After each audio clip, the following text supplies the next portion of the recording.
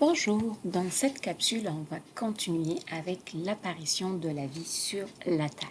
Dans le dernier cours, on a déjà vu que durant le Précambrien, c'est une ère géologique qui a duré 4 milliards d'années, dans laquelle on a vu en fait la Terre passer d'une boule sphérique qui renferme vraiment un océan de lave avec une température très très élevée jusqu'à l'apparition de la vie très diversifiée.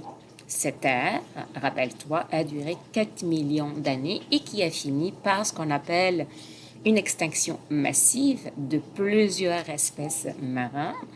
Et cette extinction était causée par quoi? Par la fracturation du supercontinent qu'on appelle la Rodinia.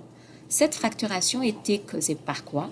Était causée en fait d'une source de chaleur qui provenait du noyau et qui a entraîné une activité sismique très très importante et ce qui a causé en fait la fracturation de ce supercontinent et l'éloignement des continents. Donc, par la suite, qu'est-ce qui arrive? On avait une extinction massive de plusieurs espèces. Toutefois, il y en a certains qui commencent qui ont survécu et ils ont commencé à se développer, à se complexifier et on note l'apparition de plusieurs espèces.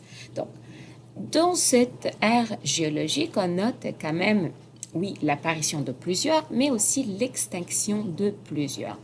Cette ère géologique, on parle du Paléozoïque qui a duré 300 millions d'années, dans lequel on voit les espèces marines qui ont survécu après la fin du Précambrien se développer jusqu'à donner naissance à des êtres plus complexes.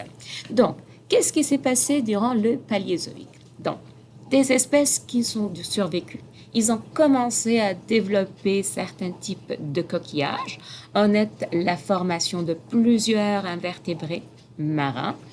On parle aussi de l'apparition de certains coraux.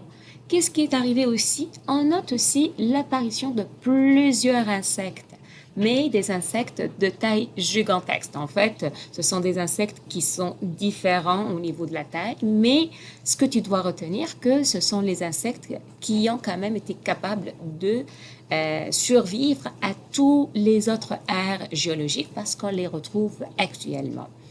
Dans le Paléozoïque, on note quand même en fait la colonisation de la Terre par plusieurs végétaux et des forêts.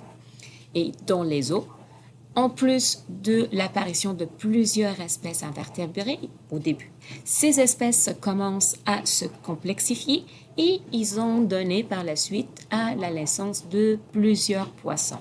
Ces poissons, certains parmi eux, ils étaient capables de développer un certain aspect, c'est-à-dire certains ils étaient capables de respirer à la fois à l'extérieur de l'eau et en dessous de l'eau. Donc, ils ont donné naissance à ce qu'on appelle les amphibiens et plus tard aux reptiles.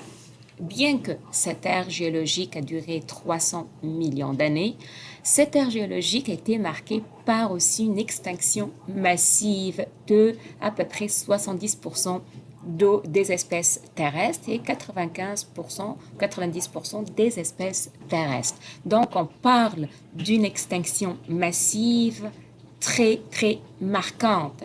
Cette extinction, elle est due à quoi?